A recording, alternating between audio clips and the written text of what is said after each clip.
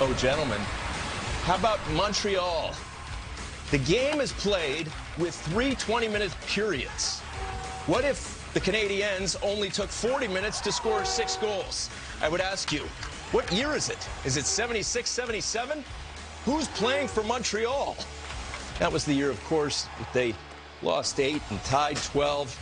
You guys remember it. Well, they had Lemaire, Shutt, and Lafleur on one line. That's all I remember. Well, that's a pretty good line. Those first 4 goals we saw quickly, it was a different player on everyone. The Canadiens are having a lot of fun. Everybody getting involved. Every line scored. A defenseman scored. They look like a real formidable team this year, Coach. He said best in the North. I think so. What do you think? Best in the North? They're right there. I mean, right now, they're probably playing the best as a team. I think they're the deepest. I want to see a little more down the road here. I got to see maybe 20-game mark. If some of the teams can right the ship, you know, Calgary's right there, Winnipeg. That's probably the closest division as far as.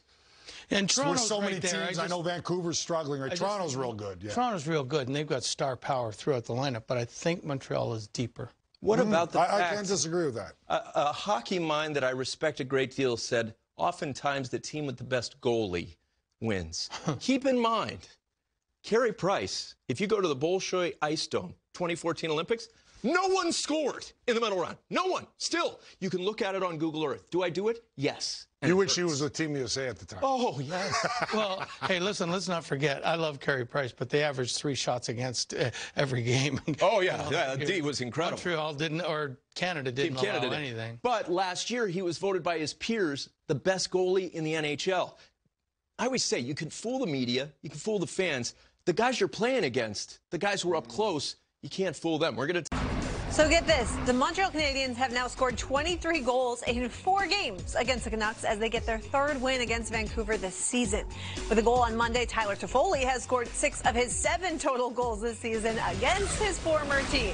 And if you want to know why many consider Montreal one of the best teams in the NHL, look no further than how this offense has been firing on all cylinders. The Habs are the only team in the league averaging over 4 goals per game, with 16 different players finding the back of the net through 9 games. So, Mike Kelly, I'm not going to argue with you at all at this point. The Canadiens continue to be so impressive, and they also continue to use that speed that you talked about to their advantage. How have they gotten so good off the rush?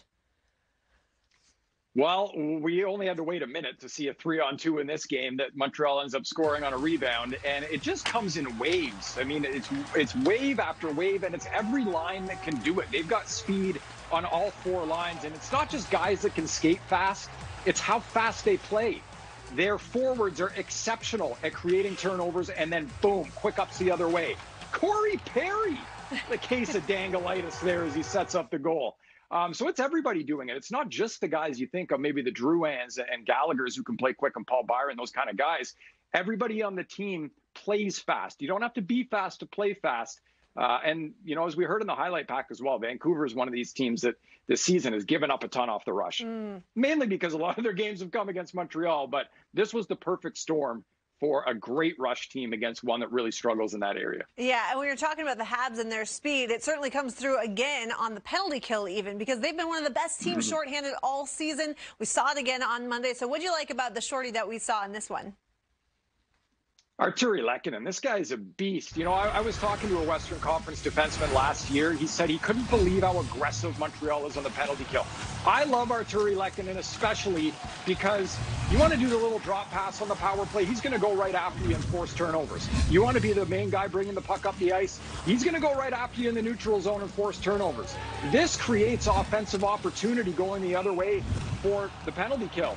And Montreal's got 6 shorties this season. That's as many as they had last year. But you watch Lehkonen in particular. He is so aggressive when teams try to bring the puck up ice, and I wish more teams did this.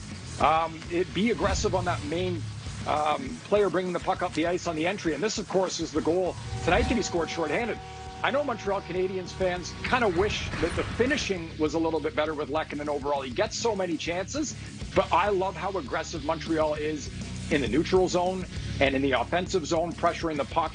And Lehkonen is the guy that just shows up over and over in the clips when you watch them. I think you got to retweet yourself from last Thursday, bring it right to the top of your timeline, because Montreal, I think, is the best team in the NHL right now.